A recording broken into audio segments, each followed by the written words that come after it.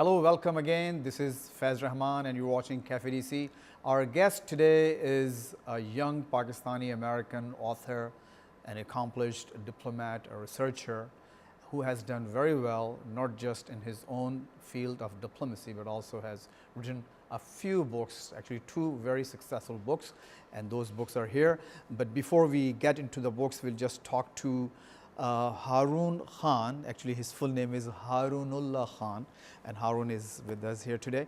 Welcome, Haroon. A pleasure to have you here on the show. Thank you so much for having me. So let's just get into the nitty-gritty of your background. You were born here to Pakistani parents, and then you also had a chance to go back to Pakistan in your own private capacity, but also serve as a diplomat. How was it like? I had an incredible time. It was absolutely fascinating to me. You know, I grew up in small town America, and I grew up in a small rural community in Washington State, and which I loved. I loved sort of growing up, you know, sort of wheat fields and sagebrush, we used to joke. And I had this unique experience. My parents were from South Asia. My parents were Pakistani, had immigrated. My father had gone to England to do his PhD on a Commonwealth scholarship, and then they had moved here. He was a nuclear engineer, someone that focused on environmental cleanup. And so I ended up moving to this small town. What was the name of the town? It's near Hanford, Washington. So it's sort of unique in the sense that Hanford, Washington and Los Alamos, New Mexico are the two places where they process plutonium for the first nuclear bomb. I hope our viewers don't confuse with Washington State with the city of Washington, That's right. The capital, and Washington State a few thousand miles away. That's right. It's about as far away as you can get. You can think about it. You can think about the distance between Peshawar and Karachi, and you're about halfway. And so I grew up in this small town near Seattle, and you know, but it offered me an opportunity as a Pakistani American to explain Pakistan to people that I grew up with on my street. Because to be honest, Faiz, when people would see things on TV, they come and ask me, what's going on in Pakistan? Explain to us what we see on TV on these headlines. They might see people burning flags, or they might see violence. And I wanted to tell them about the real Pakistan. And that's what inspired me to write these books, to go beyond the headlines, to humanize Pakistan. Right, exactly. I mean, see what we see here about Pakistan on the little screens and what they see about America is not necessarily closer to the reality. I mean, both of these worlds are sometimes apart in perceptions and in reality. Right. So, which is an unfortunate fact of this, even though it's a smaller world, a global village, but still, the perceptions are far, far apart. Let's discuss your book, The Bargain from the Bazaar. It's quite successful, and I hope we can take a closer shot to it, of it actually. It's been praised, critiqued by so many prominent people, including Raza Aslan, who himself is a very prominent Muslim scholar, an American Muslim scholar, Eboo Patel, Sajjad Karim, Peter Bergen, you know, also a very famous scholar and very well known in Pakistan. What prompted you to write this book about a family based in Lahore, a Pakistani family? What was the motivation? That's a great question. I'm absolutely honored.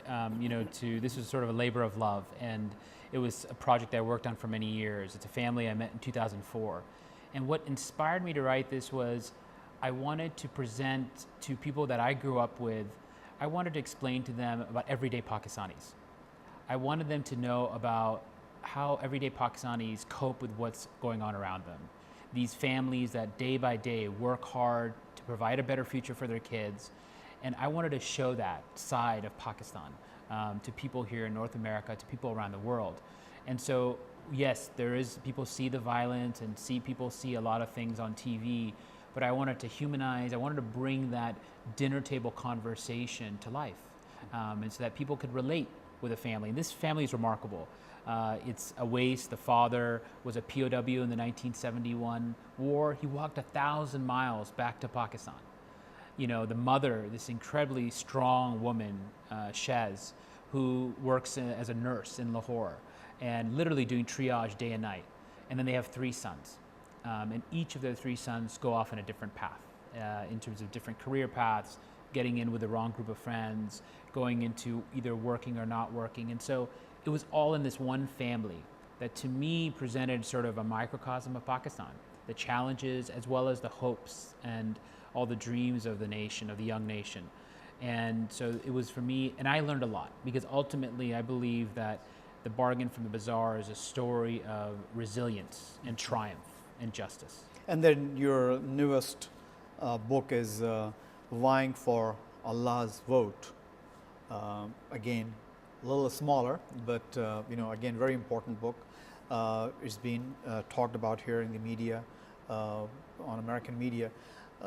Harun, most of the times I see that those who write books, especially serving diplomats, they either write about some foreign issues or some policy matters. You're a serving diplomat, and of course, your heritage is Pakistani.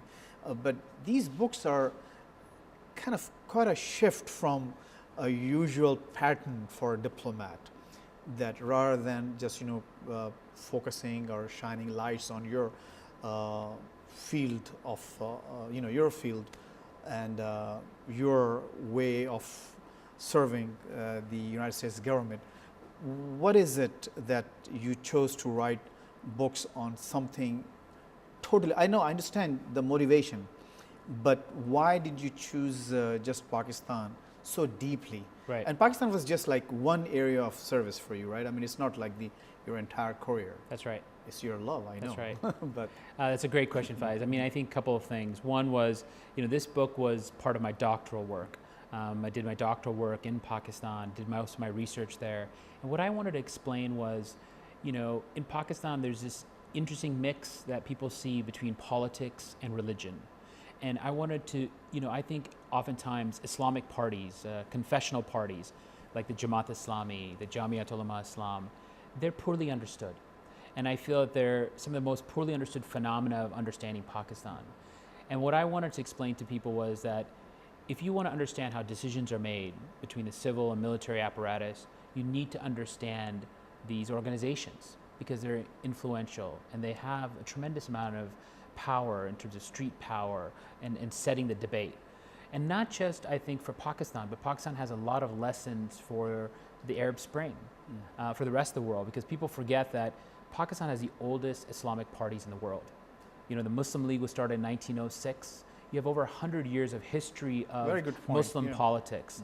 And, we talk about what's going on in the Arab Spring with the Muslim Brotherhood, or what's going on with Hezbollah, or what's going on in Syria. Well, if you want to understand these types of organizations, you should look to South Asia. And I feel that Pakistan has a lot of lessons because you see how these parties have competed. You see how they have adapted. You see how they reach out to potential followers. And so that to me was fascinating. And I think it presents an interesting case study for Turkey, for Malaysia, for many other countries that's oftentimes ignored. Very good. Harun, we have to take a small break here. And when we come back, we'll talk to you about, of course, Pakistan is immensely diverse country. It's not just Karachi, Lahore, or Islamabad, these big cities. I mean, if you go across the country, it's hugely, hugely diverse and with different tastes and different manifestations of cultures, language, music, and everything. So please just stay with us. Once we come back, we're going to touch upon these topics with our guest today, Harun Khan. Each week here at Cafe DC, I go one-on-one. Politicians, literary giants, activists, power brokers, and many more from different walks of life. And focusing on what matters is my cup of, shall we say, coffee. Matters that make a difference in the society. Watch me, Faiz Rahman, on Cafe DC every week only on PTV World. Welcome back. Okay, Harun, so we were talking about the diversity of Pakistan and the Pakistani society. And one thing that I understand that the West does not understand, the religiosity of the Pakistani society. I have seen liberals being very religious, and I have seen religious people being very liberal. I mean, you can't put people in those two boxes as we do here in the West. And once actually a very famous writer, I met her and I asked her, what's your definition of a liberal? And she said, somebody who does not kill his daughters and let them go to schools. I said, well, there are very prominent, very conservative people who don't kill their daughters, and their daughters are very well educated, highly educated people in the society. So through your work in Pakistan, why there is such a gap between in the understanding of these two societies? We touched upon it a little bit, in terms of perceptions, but do you think the West understands Pakistan as much as they should? That's a great question, Faiz. I mean, part of my effort and the people that I worked with and that I met was this effort to try to better understand Pakistan, because it is nuanced, it's complex, has a rich history, and I think that it's so important to understand, and part of what inspired me to write these books was to understand everyday Pakistanis, not just the elite that oftentimes you may engage with, but the people that, 2/3 of Pakistan living under $2 a day. Those people that are struggling day to day, those people that are facing the blackouts, load shedding. I lived in Pakistan in a small village. I know what load shedding is. I lived in Momand in the northern areas for a little less than a year in Fatah. I know what it means to be living in tough circumstances in the mountains. And so I wanted to write something that was help us in our efforts to understand, because the better we understand Pakistan, the better they understand America, and we can build those people-to-people exchanges, because Pakistan and the US are too important to ignore. And one thing I learned is that what happens in Pakistan affects things in the US, and what happens in the US affects Pakistan. We live in too much of an interconnected and sort of interdependent world. And so building those bridges, I think, are key. I think back, you asked about religion. I think you're absolutely right. We, growing up here in the United States, we have a very different view of religion. Religion tends to be privatized. Religion is something that you do in your home. I mean, the concept of it's very separation different. of church and state is very well defined, and it has a long history, a background. That's right. But in Pakistani context, That's right. it's not totally applicable, in some people's opinions. Yeah, and you find that faith and spirituality is woven through much of the fabric of society. And this is no matter whether you're a Muslim or the different sects of whether you're Sunni, whether you're Shia, you have Hindus, you have Christians, but faith is so important to all of Pakistan. And, people look to people, poetry, for example, Muhammad Iqbal, our great poet philosopher who inspired millions all around the world. He talked about khudi. He talked about self-realization and understanding yourself, and how that's an integral part of faith. I think of this couplet that Allama Iqbal oftentimes would say, and the translation in English is Urdu. You gotta do it in Urdu. I'll do the Urdu, but then I may lose a few folks. I'll I'll give give you the translation, and then I'll do the Urdu for you. But he says, "Don't get frightened by those furious, violent winds, O eagle. They only blow to make you fly higher." And I think that to us ये means तो the चलती mandate. है तुझे उड़ा, तुंदी है बादिए मुखालिफ से, तुंदी है बादे मुखालिफ से ना घबराए औकाब, ये तो चलती है तुझे ऊंचा उड़ाने के लिए. Yeah, good. So you speak a little bit Urdu? I can speak Urdu. I speak Urdu. I But speak, not this share? This share, I know most of it. I can Okay. do it in Urdu for you. I know I speak some Punjabi. I picked up a little Pashto living in the northern areas. Okay. But I think this is part of the effort. I mean, You have read hopefully, Bulleh Shah? I've read Bulleh Shah, Good. read Faiz. Anything you want to quote from him? I think of Bulleh Shah actually as somebody that encapsulated faith across religions. He was somebody that talked about spirituality that was relevant regardless of your religion. He talked about sort of the human spirit. He talked about how we are interconnected and how we're all in this together. And so, Bulleh Shah inspired so many people to think outside of, religion sometimes creates artificial categories. And a place like Pakistan, where you see a lot of political entrepreneurs use religion to mobilize, and you see sometimes some of this political violence that comes out of it that's unfortunate.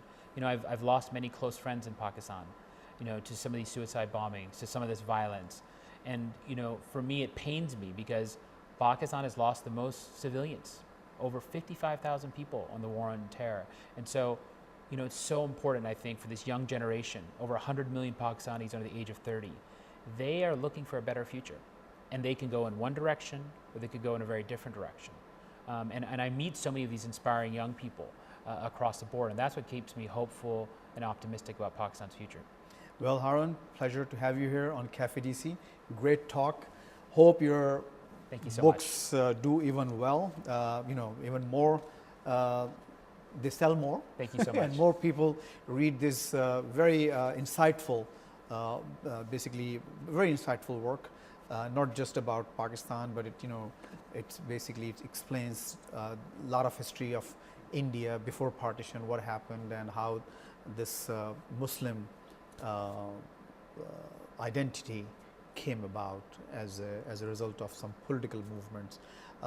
Hope again we can have you here on the show one more time. Thank you so much. I used to a big fan of your show, watching it in Pakistan. Thank you very the last much. few years. It's quite an honor. Thanks. You heard Haroon on Cafe DC. I'm Faiz Rahman. Please don't forget to visit our website urduvoa.com. Don't forget to give us your feedback through Twitter and our Facebook account. Again, until next week, Khuda Hafiz.